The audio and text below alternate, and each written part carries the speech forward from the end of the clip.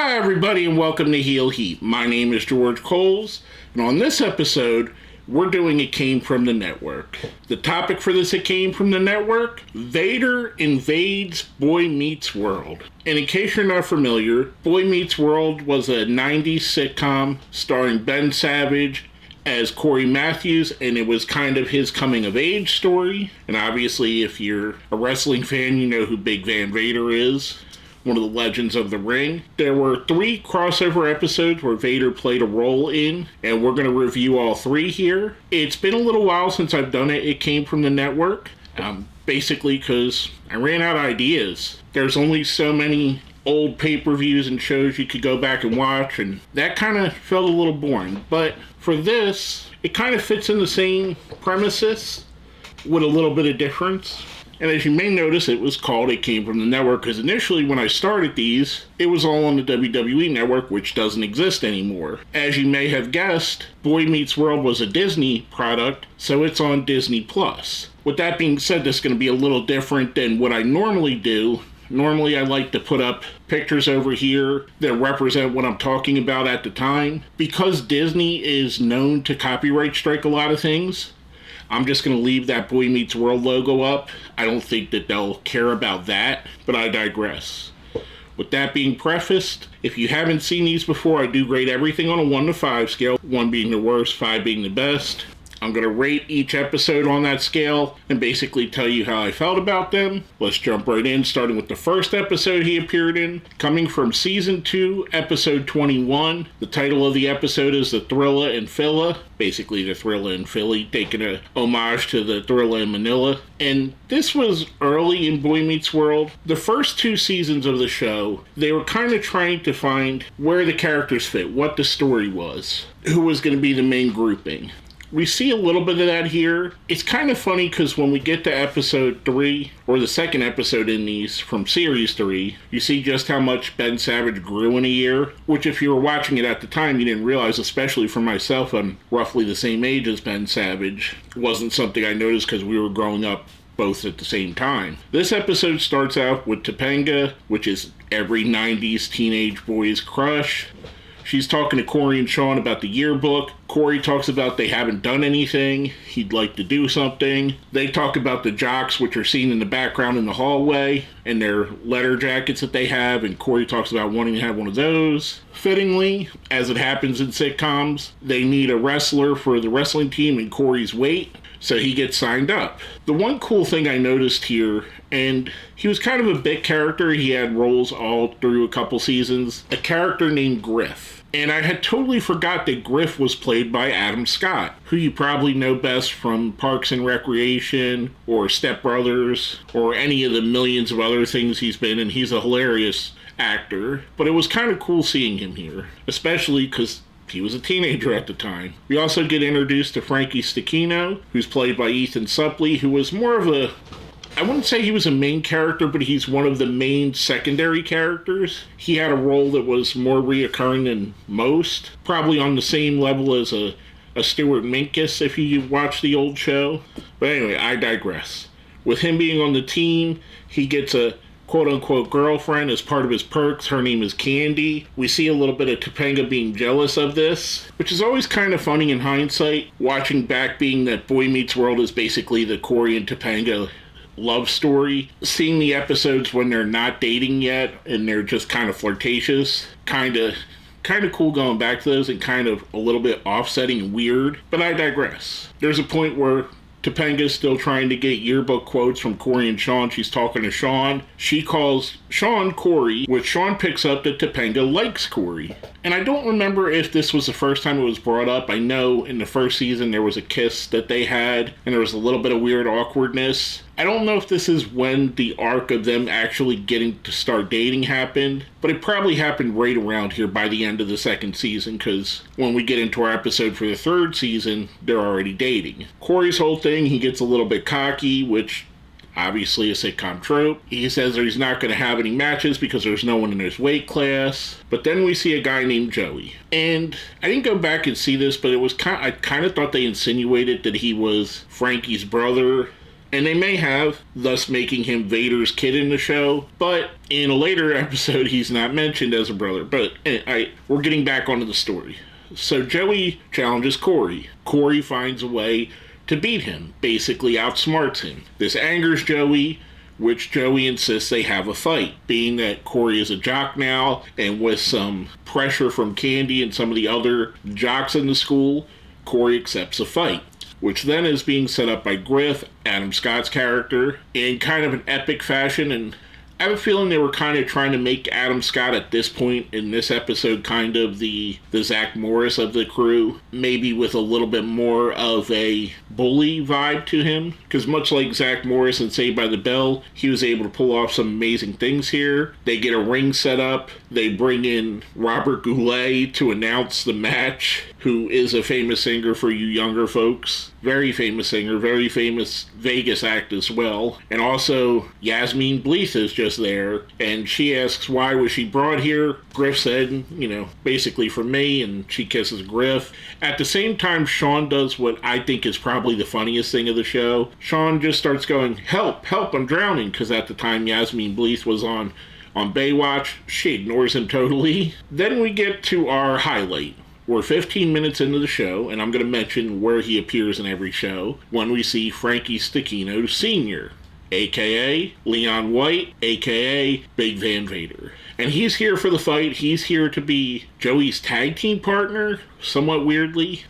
And again, just a weird coincidence. They do a whole thing. Corey's brother Eric comes and eventually becomes his tag partner. They're not faring so well. Here comes our hero. Mr. Feeney comes in, kind of breaks it up, says something to Frankie Stechino Sr., which backs him off, insinuating that at some time Stechino Sr. was Mr. Feeney's student, which is kind of cool, a nice little throwback here. At the end, we see Corey give the jacket back, he loses Candy, but he starts talking to Topanga about what to put in the yearbook, tells her to put whatever you put that for me as well. Sean does a very much thing that kids would do, and goes, she likes you. And I kind of thought that was funny. Sean was the funniest character in this episode.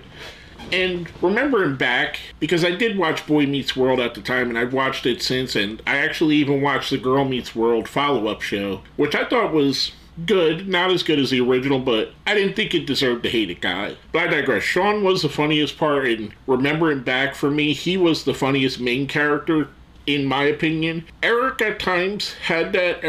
As the show went on, Eric got a little bit dumber. It's a TV trope known as flanderization, where they take one specific trait of a character and it just gets more and more exaggerated over time. And Eric's was that he was kind of dumb. I understand, but it led to some funny moments in my opinion. We had a decent amount of Vader time on this show. He wasn't necessary for the show. You could have plugged anybody else in there. Heck, you could have done away with his role altogether and the story would have been exactly the same. It was a redemption arc about a kid that wanted to be more, thought he wanted to be a jock, realized that what he wanted to be all along was what he already was, and that's his little friend group with Sean and Topanga. I thought this was a good episode. Out of the three, honestly, this is my weakest episode, because you can kind of still see the growing pains from season 2 here. I'm going to give this one a 3 out of 5. I thought it was good. I think the next two were better.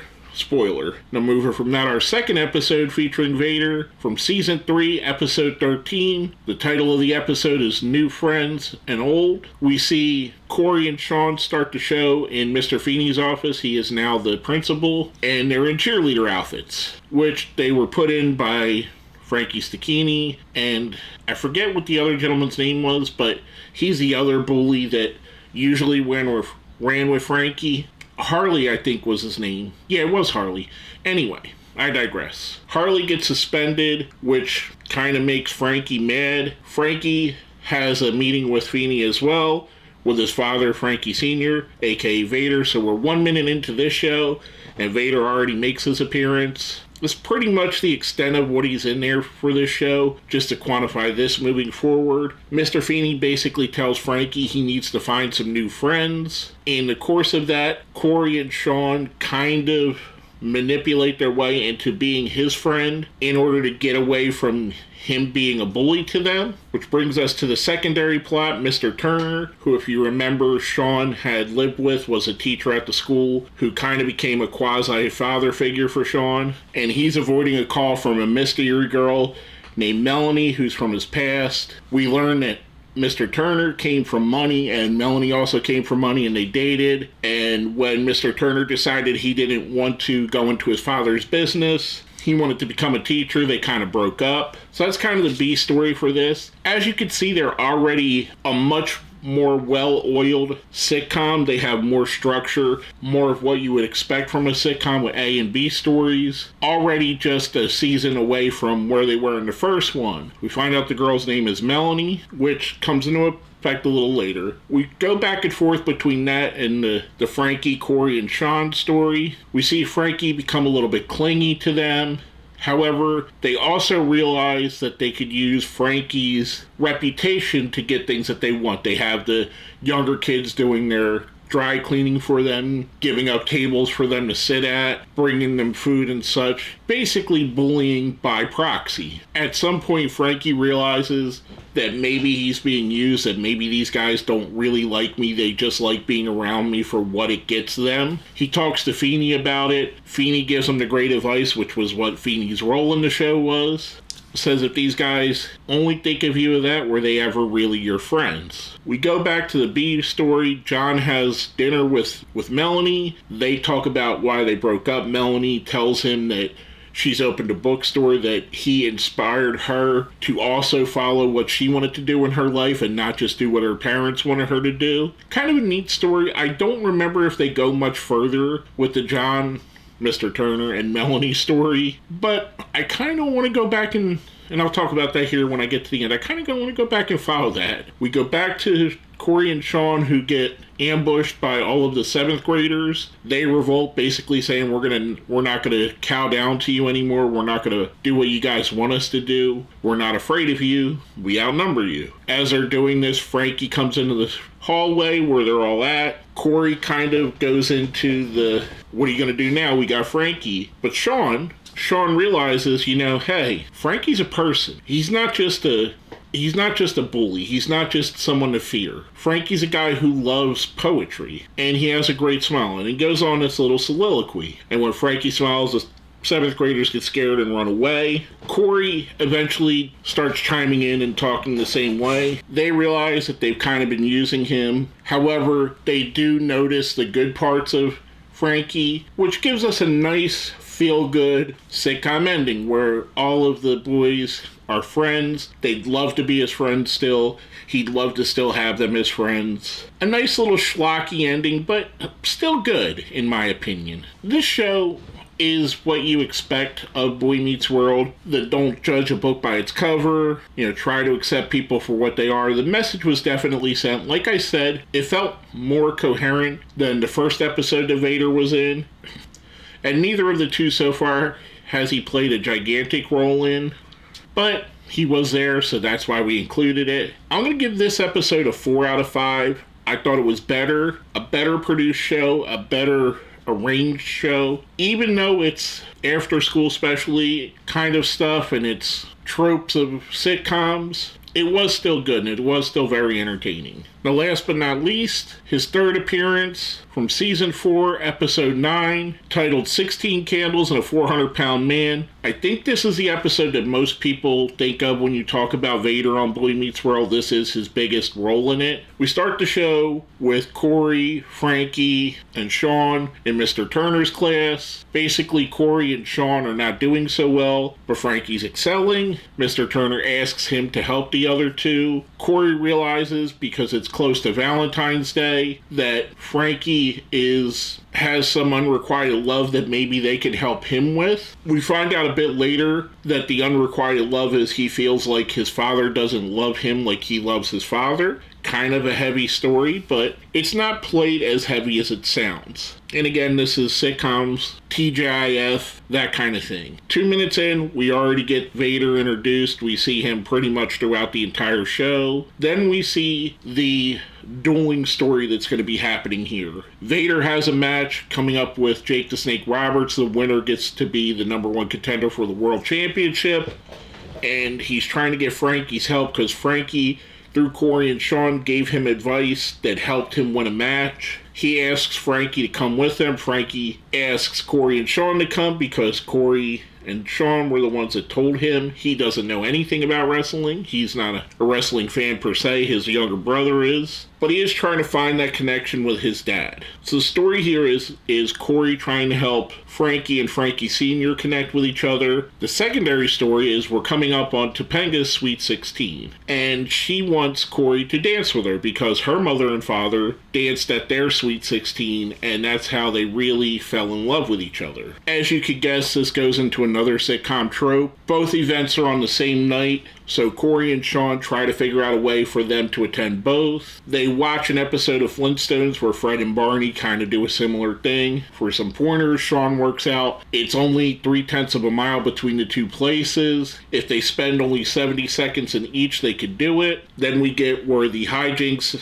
occurs, which basically happens in any show that does this trope. They're running back and forth, putting on the wrestling shirts when they're at the wrestling show, taking it off, taking the Vader mask off when they go to the dance, and kind of working it out for a little bit until it doesn't. They get to a point where Corey and Topanga are about to do the 16th birthday dance. However, when Topanga goes and tells the DJ to play the song, Corey's already gone. So she's standing there all alone by herself, which is kind of heartbreaking in a way, and kind of, again, a little more serious, like I said with the previous episode, a little bit more serious and played off here. And I know it's a sitcom, and I know you're not supposed to read into that, but being an adult watching it and kind of gives a little bit of an abandonment vibe, and, you know, just saying. They finally get back. They help Vader win his match against Jake to be the #1 contender.